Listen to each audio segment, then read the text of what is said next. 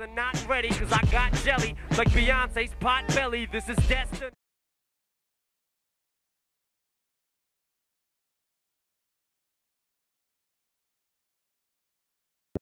Bom, eu resolvi fazer este vídeo para falar das pessoas. As pessoas parecem não ter entendido o conceito da música, a intenção por trás da música, a nova música do Eminem. E dizem que ela é muito lenta, parada, sem batida, enquanto ouvem em grupos e balançam o rabo. Ou então dizem que é uma nova música pop, com a Beyoncé. Ai, uma música pop. Ai, Eminem, com uma música pop, Eminem. Ai, Eminem. Não faça uma música pop, Eminem. Não faça uma música pop com uma música pop. Não faça, Eminem. Mas, falando sério aqui agora, eu acho que a música não. Eu acho que a música realmente não tinha essa intenção de ser uma música pra tocar em rádio ou pra você ouvir com seus amigos e gostar, sei lá, uma música pra você ouvir no rádio. Eu acho que o sentido dessa música era ser assim mesmo, tipo, mais introspectiva, tentando mostrar a frustração do Eminem ali, tipo, a pressão que ele sofre tentando superar as expectativas das pessoas. E com isso, nessa música, ele tenta passar essa sensação de nervosismo e tal, de ansiedade. Em algumas partes da música, eu acho que ele tenta passar isso. Eu achei a música um pouco melancólica, sei lá. Eu acho triste. Eu acho um pouco melancólica, mas não é, acho que não seja a intenção da música, eu só acho assim, eu só vejo assim. Mas eu acho que a real intenção da música é essa, de expressar o nervosismo e tal, pela pressão ou as frustrações que ele tem tentando superar as expectativas. Mas eu acho que o real sentido dessa música é isso, ele tentar expressar o nervosismo e tal, a pressão de tentar superar as expectativas. Quando eu vi alguns reacts também, e as pessoas ouvindo em grupo ou balançando a cabeça e já estavam zoando já, tipo, achando que teriam um Eminem antigo ali, e já começavam a zoar com Hi, my name is... E eu acho que elas acabavam se... Eu resolvi fazer esse vídeo para quem tem interesse de saber um pouco da história por trás da música, sei lá, o sentido dela. Porque essa música tem essa intenção de tentar te passar algo que você precisa talvez saber um pouco da história dele para poder entender. Eu acho também que por ser tipo, por mostrar um lado tão vulnerável do Eminem, eu acho que isso é um pouco, sei lá, isso é interessante, porque até no rap velha escola ou na nova mesmo, o Bragadoces sempre foi sempre foi necessário para sobreviver no jogo do rap lá. Ele fala um pouco assim, ele fala abertamente assim das frustrações dele e de como ele se sente vulnerável, eu acho uma coisa interessante dele fazer. Eu vejo poucos que fazem isso. Um outro exemplo que eu posso citar é o Kendrick Lamar, na música Fear. Ele fala também, mas ele dá um aspecto mais geral dos medos dele. Ele fala de idades diferentes. Medos que ele tinha em idades diferentes em cada verso, ele fala. Mas essa do Eminem eu acho que é mais pessoal. Tipo, ele tá falando sobre ele mesmo, tipo, no momento, o que ele sente ali agora recentemente, tipo, uma coisa recente, um pedaço vulnerável dele na música. Por isso eu falo que não é uma música que tem valor de repetição para a maioria, que a pessoa vai ficar ouvindo e ouvindo. É claro que tem pessoas que vão, mas eu acho que para a maioria não é uma música assim. Mas eu acho que é uma boa introdução para o novo CD. Eu acho que depois de 4 anos em hiato, a expectativa das pessoas que acompanham ele é grande, então ele abrir o CD com isso é muito foda. É tipo uma conversa mesmo com os fãs dele. E para as pessoas que cobram, tipo, as pessoas que não gostaram, se elas pararem para ouvir a letra, elas vão se sentir respondidas pelo Eminem na própria letra da música, porque ele meio que fez para elas também. Mas então agora falando da letra, ele começa no primeiro verso. Quando ele começa o primeiro verso, ele começa fazendo uma metáfora entre a barra do trapézio e a expectativa das pessoas. Como se a barra do trapézio fosse a expectativa, que ele tenta alcançar e tal, tenta segurar nela, mas ele não consegue alcançar. No primeiro verso ele faz essa metáfora, essa analogia, sei lá, que ele fala que ele tenta esticar os braços, mas ele não alcança. Que quando ele pega e aperta, eles perdem o agarre e cai do trapézio. E cai na escuridão e tal, e vai. Os céus começam a escurecer. Isso é. Com isso ele quis dizer que ele caiu e morreu.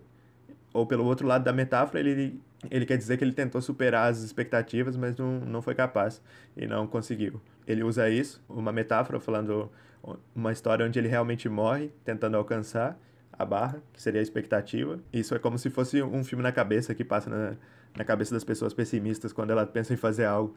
Tipo eu pensando em fazer essa porra de vídeo, essa porra de áudio, sei lá, essa porra de vídeo sobre o Eminem. Eu sabia que ia ser uma bosta. E aí passa o filme na cabeça de eu caindo do trapézio. Mas tá aí o vídeo. Deve estar, se eu mandei, se eu editei depois. Tá aí o vídeo, vocês estão vendo. E na próxima parte ele faz um jogo de palavras com butterfly, que é borboleta. Ele fala aquela expressão lá de borboletas no estômago, que é quando você tá com uma ansiedade, ou sei lá, que você sente aquele frio na barriga. E só que ele faz um jogo com as palavras, onde ele separa butter de flies. Butterflies rip apart butterflies. Que então seria moscas rasgam o meu estômago. Então teria o sentido de que ele caiu ali do trapézio e morreu. E as moscas estão comendo o estômago dele, sei lá, rasgando o estômago dele. Ou o outro sentido, porque essa música dele é cheia de dualidade, assim, de sentidos, essa ambiguidade, assim. O outro sentido seria a ansiedade, o frio na barriga muito forte, de que as borboletas rasgavam o estômago dele. E aí ele faz essa relação entre morto e muito ansioso, que seriam as duas coisas possíveis nessa frase. E logo depois ele já fala que não importa a rima que ele crie, nada vai superar a expectativa das pessoas, porque as pessoas estão esperando o Shady dos anos 2000, que quando ele tava no auge dele, sei lá, ele não acha que ele consiga superar ele próprio, não consegue superar a própria barra de expectativa que ele mesmo criou, que é o que ele fala no começo. O próprio recorde dele ele não consegue superar. Não tem nada que supere a sombra do Slim Shady na carreira dele. Eu acho que é assim que ele se sente. Porque até mesmo na época do Hi, My Name Is, ele já tinha essa pressão para criar outra música que fosse um hit assim parecido com essa, e ele teve essa pressão, e ele fala sobre ela em algumas entrevistas. Eu acho que até em alguma música também ele chega a citar isso, e até que ele cria a The Real Slim Shady. Até aí ele sentiu essa mesma pressão que ele sente agora, mas eu acho que era numa intensidade menor, porque até lá ele era ainda o Slim Shady. Mas é muito difícil manter esse alter ego que usa a droga como combustível. Sobre o refrão, eu acho que ele complementa a ideia da música, o conceito da música. Fala sobre caminhar no gelo, que é dar a ideia de que ele é humano também, e que qualquer pessoa faria isso, mas também caminhar no gelo você tem que saber onde você pisa e tal, e é como se você estivesse sempre pressionado. E ele até faz isso, ele até tenta mostrar essa pressão psicológica, ele tenta mostrar isso com o barulho do gelo rachando, que no caso seria o barulho das folhas rasgando. No fundo, você pode ouvir o barulho de folha, às vezes a folha do papel, que seria as rimas dele, mas quando você olha pelo lado do gelo, da ambiguidade da música, da dualidade dela, você pode interpretar o barulho do papel rasgando como o gelo rachando também. E aí ele fala também que a pressão aumenta como khakis, sei lá, que é aquela calça bege que os hipsters usam. E ele fala porque aquela calça ela se amarrota muito fácil, se você apertar ela assim com a mão, ela já amarrota e tal, e fica como se fosse fica o sinal, assim, sei lá. Então ele faz um jogo com isso, falando que a pressão aumenta como khakis. Ele tá falando da pressão do chão, que ele tá falando que ele só anda na água quando ela tá congelada, como qualquer humano. E ele faz um jogo também de palavras aqui, que ele corta pela metade, increases, que creases é amarrotar, que a pressão amarrota como khakis. E ele fala isso porque quando você tá muito ansioso ou nervoso, você, tipo, passa as mãos assim na perna, na coxa. Isso é um dos sinais de que você tá nervoso, ou que uma pessoa tá nervosa. Se você observar uma pessoa nervosa, você vai ver algumas delas têm esse costume de limpar a mão assim na calça, sei lá, limpar o suor da mão nas calças, ou apertar ou apertar a calça. Então eu acho que com o papel rasgando, ele tenta mostrar também o barulho do gelo rachando, que seria uma pressão psicológica, que faça que ele se sinta pressionado, ou sei lá, caminhar no gelo, que pode rachar a qualquer momento, dependendo de onde ele pisa e tal. E ele tem que andar com muita cautela. E o papel rasgando, que seria parte do perfeccionismo dele, de estar descontente com as rimas dele, com o que ele está escrevendo ultimamente. Então eu acho que o papel rasgando significa isso, que a outra parte da música, que seria a frustração dele em não conseguir superar as expectativas e não se sentir bem com as coisas que ele escreve. Ter essa insegurança sobre as coisas que ele escreve. Como no próximo verso ele fala, sempre na busca do verso que eu não fiz ainda. Será que esse passo vai ser outro passo errado?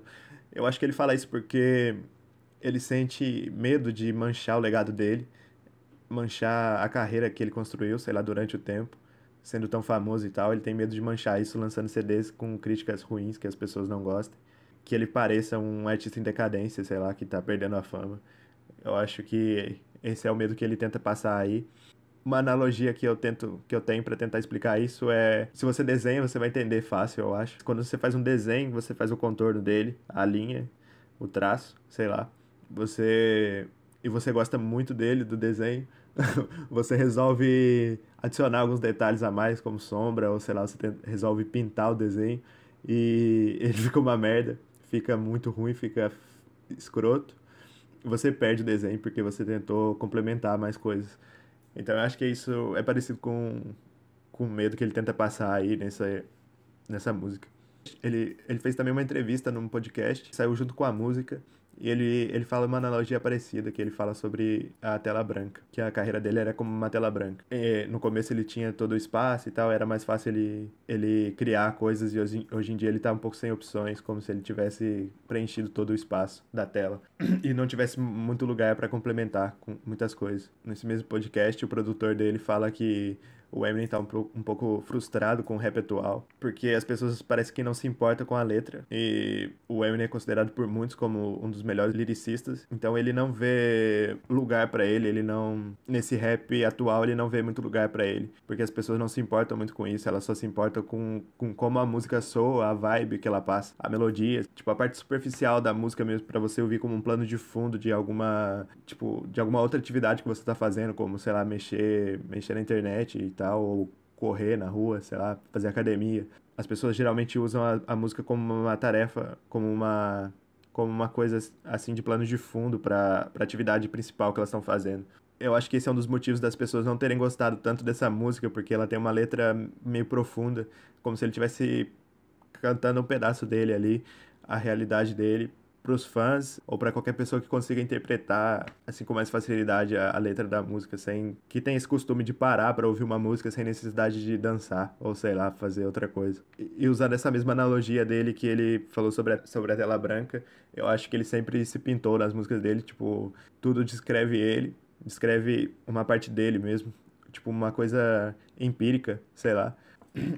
Não tem muita... Ele nunca teve muito de ostentação material, sei lá, é mais... As letras dele são umas coisas mais introspectivas. E ele consegue passar com clareza os sentimentos dele. Ele tem essa clareza de poder explicar, de passar os sentimentos dele assim como ele quer na música. Por isso eu acho que as músicas do Eminem, se você vai ouvir, você tem que ouvir com uma mentalidade, a mesma mentalidade de quando você vai ver um filme, por exemplo, sei lá, que você vai com a mentalidade de fazer isso em primeiro plano, em vez de deixar... É claro que tem gente que também deixa o filme rolando lá e faz alguma coisa, mas a mentalidade para ver um filme geralmente é sentar e ver o filme como a primeira tarefa do seu cérebro. E com isso você consegue aprofundar mais, e isso talvez seja interessante para pessoas que gostam de histórias, assim, é claro que se você sabe o inglês também é um ponto a favor. Com isso você consegue entender as gírias, as metáforas, a totalidade do que ele quer passar com a música, porque se você... Hoje em dia tem uma qualidade melhor de tradução às coisas, mas não é perfeito e é claro, você tem metáforas e expressões que você não consegue traduzir, ou você traduz e não tem sentido nenhum. Um exemplo é um vídeo que tem uma tradução da música. Eu acho que o cara pegou no Google Tradutor e colocou aí. E você vê que você não consegue entender nada. Agora, Big Sean, ele está indo muito rápido. Ele vai gritar ou curar sua mãe. Houve um tempo que eu tive as paredes pelas bolas, comendo fora da palma. Cada música do álbum eu estava espiando na minha vida. Agora estou ficando palhaçada e franzindo a testa. Mas o único que está olhando para baixo agora é o único que importa. Não os deixaram. Tenho a sorte de ser tão longo. É difícil que você goste da música mesmo, se você ouve ela assim. Ainda mais o Eminem, que tem muito jogo de palavras e tal em inglês. Quando eu era menor, eu sempre traduzia as músicas e eu tinha uma opinião sobre elas. Eu já gostava de Eminem, mas depois que eu aumentei meu nível de inglês e consegui entender mais o sentido da música, por mim mesmo, tirar minhas próprias conclusões, entendendo o que ele tá falando, eu vi que é muito mais amplo, muito mais complexo do que eu pensava que era antes. Que eu já pensava que era antes, porque eu já gostava antes. Então é isso. E no próximo verso ele fala que a rima tem que ser perfeita, a entrega da rima pro público também. E às vezes ele escreve e acha que conseguiu bater a meta, os requisitos que ele tinha sobre os requisitos, as expectativas das pessoas. Ele acha que ele conseguiu bater essa meta, mas ele vai no carro e escuta e acha um lixo e descarta. Com isso ele mostra também a pressão e a frustração que ele sente. E nessa parte ele rasga os papéis e tal, que seria as rimas. E agora no próximo verso eu acho que é o ponto mais vulnerável dele. É o ponto mais vulnerável da música também. A letra também, a parte mais vulnerável da letra. Quando ele fala que as crianças olham ele como se ele fosse um deus. E que isso é idiota, porque é só uma máscara e é uma máscara exaustiva de manter. Eu acho que é uma máscara pesada para um humano normal, inseguro e sei lá, um humano normal. É uma máscara pesada, uma máscara de Deus. É pesada para você manter uma máscara dessa. E depois ele fala, eu tento não ouvir as besteiras, críticas, mas se vocês estavam tentando afetar a minha confiança, vocês conseguiram. Se vocês estavam tentando afetar o mencional dele, sei lá, vocês conseguiram, é o que ele fala. As pessoas tentando deixar ele inseguro, né, com isso, com as expectativas, ou falando que ele nunca vai ser o Slim Shady, nunca vai superar o Slim Shady, ou nunca vai fazer fama de novo. Na próxima parte ele fala, I'm not God sent. Eu não sou enviado de Deus. E ele fala outros rappers que ele considera que tá acima dele, e que ele não tá nesse grupo de rappers que são melhores que ele, na opinião dele. Mas isso também é uma referência a outra música dele, My Name Is, onde o Slim Shady fala que Deus enviou ele pra irritar o mundo, pra ele irritar o mundo. God sent me to piss the world off. I don't give a fuck. God sent me to piss the world off. I'm not God sent. Então ele fala que não é enviado por Deus, cita alguns rappers que ele considera acima dele. Ele deixa de lado o braggadocious do jogo, do rap, né, que ele tem que sempre parecer imbatível e invencível. Isso porque ele ainda é da época que a Diz acabava com a carreira de uma pessoa. E ele conseguir se mostrar vulnerável em uma música, se mostrar humano assim, é no mínimo interessante. Depois ele fala que ele é como um cubo mágico, uma bagunça, uma linda bagunça. Eu acho isso, se você tenta imaginar um cara de 40 anos falando isso, que ele é como um cubo mágico, uma bagunça linda, um quadradinho coloridinho, é muito fofo, o Eminem é um fofo. No próximo verso ele fala, fazendo o melhor para não desapontar vocês e suas expectativas. Isso é como se ele estivesse falando diretamente com as pessoas que esperam algo dele, ou que, sei lá, as pessoas que são fãs dele. E ele fala isso sem bateria, sem nada, então é bem óbvio que essa música não é uma música para dançar, é uma música que você tem que ouvir assim mesmo, você tem que parar e ouvir ela, e se você entende, a letra é melhor. Agora no próximo verso ele fala um pouco sobre esse hiato dele, esses anos parados, que se não me engano foram 4 anos, e onde ele não lançou nada, ele só teve algumas participações em algumas músicas, que um deles é o verso do Spiran, junto com Tech Nine, e o outro é uma música com Big Sean, um verso na música do Big Sean. E nessa parte ele fala sobre ele na terceira pessoa. Ele tá indo rápido demais, será que ele vai xingar a mãe dele? Ele fala isso porque xingar a mãe dele é uma coisa recorrente na carreira dele, durante a carreira dele, e será que ele tá indo rápido demais, 2 participações com 2 rappers relativamente grandes. Pra quem gosta de rap e tal, eles são obviamente muito conhecidos. Então ele fala, ele tá indo rápido demais, será que ele vai perder o controle de novo? Tipo, xingar a mãe. E ele xingar a mãe dele seria bem estranho, na verdade, porque no último CD que ele fez, ele se desculpou. Então ele se desculpou recentemente na música Headlights. Se vocês puderem ver, é um pedido de desculpas pra mãe dele, eu não sei se todo mundo conhece. E na próxima parte ele usa esse gancho da mãe dele pra falar do auge dele, que é o Slim Shady. Ele fala de quando ele sentia que tinha o mundo comendo na palma da mão dele. E que toda a música dele era foda pra caralho. Mas agora ele tá sendo zoado, sendo tirado de palhaço. Que as pessoas olham decepcionadas pra ele, mas o único que olha pra baixo que realmente importa é o Proof. Porque ele fala isso no sentido de que o Proof morreu e olha pra baixo, ou olha pra baixo no sentido de olhar com, sei lá, olhar desapontado, como quando as pessoas falam que o que vem de baixo não atinge, é que é como se fosse o que tá abaixo fosse inferior e tal. Olhando pra baixo nesse sentido. E ele fala que o único que importa é o Deshaun, que é o Proof, que é um amigo dele de infância que morreu assassinado. E eu acho que depois da morte do Proof, a vida do Eminem piorou muito e chegou onde chegou, com a overdose e tal. O Proof é bem importante na carreira dele. O Eminem tem uma música tributo pro Proof, que é essa aí. Duty, that's what we call each other. I don't know where it came from, but it just stuck with us. We was always brothers. Never E thought about each other. nessa parte da música é uma das coisas que eu dizia que ele tentou passar uma imagem de nervosismo e de ansiedade, porque ele fala sobre o Proof e a respiração dele dá uma tremida, que é aquele sinal clássico de nervosismo. Deshaun. No próximo verso, como ele estava falando do Proof, que morreu, ele se questiona se ele próprio deveria estar vivo. Depois da overdose que ele teve e tal, ele se questiona se ele deveria estar vivo, que eu acho que pode ser no sentido literal, ou também de que se ele deveria ainda continuar ativo na cena.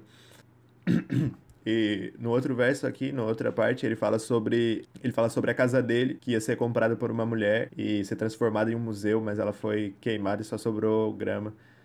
E tá lá como abandonado, uma casa abandonada. Eu acho que ele fala sobre isso pra mostrar como se tudo tivesse caindo aos pedaços em volta dele, como se ele sentisse, assim, essa pressão de que o legado dele tá se desmoronando, sei lá, como a casa dele, que é uma parte da história dele e tal. E agora na próxima parte, eu acho que é o ápice da tristeza da música, da melancolia, que é quando ele fala: a plateia se foi, é hora de lavar, tirar o loiro, as vendas caem, despencam, as cortinas se fecham, estão fechando o set, o cenário, mas eu ainda tô lá atrás balançando a minha cabeça. O que ele fala aqui basicamente é que ele queria continuar o show, que ele queria continuar o espetáculo, mas todo mundo foi embora e as cortinas se fecharam, mas ele ainda tá lá atrás balançando a cabeça porque ele queria continuar. E ele fala isso, eu acho que meio que relacionando isso com a carreira dele. E eu acho isso muito triste porque quando eu ouço isso, eu relaciono com um palhaço, que é meio triste se você tenta imaginar um palhaço que tá lá num circo, fazendo um espetáculo, tentando fazer as pessoas rirem. Depois ele vai lá pro fundo, vai no camarim, o chão de circo é um chão de terra, talvez tenha uma goteira lá e uma luz fraca, e ele tá em frente ao espelho e ele tira a maquiagem dele. Isso é meio triste, cara, é uma cena meio triste, por isso eu acho que esse é a parte mais triste da música, da letra da música, porque eu relaciono com isso, então eu tenho essa visão dessa parte. E aí ele completa o verso mostrando de novo a frustração e a insegurança dele, falando: agora pega a sua melhor rima, refaça ela, agora refaça ela 1000 vezes, agora deixa o mundo te dizer que ninguém se importa ou dá mínima para suas rimas. Ou dá a mínima para suas rimas. E eu acho que esse é o ponto máximo de frustração, onde no final dessa parte ele completa o verso com uma intensidade maior do que ele cantou os outros. E ele faz parecer como se o microfone estivesse escapando das mãos deles. E ele fala: porque como eu vou deixar esse microfone ir sem lutar? E ele parece que é como se ele estivesse se agarrando ao microfone, falando com mais intensidade mesmo. Porque em vários momentos da carreira dele, ele falou que isso é tudo que ele sabe fazer, isso é a vida dele inteira, porque a vida dele inteira é focada nisso. You know, this is the one thing that I feel like I have that, you know, I can do well. So if I didn't have this, I don't know what. I really can't do fucking thing else, you know? Except for play basketball, I'm kind of fucking nasty. But like rap is just, you know, it's everything to me. Like this is my world. This is, you know what I'm saying? Like this is what I do. Like.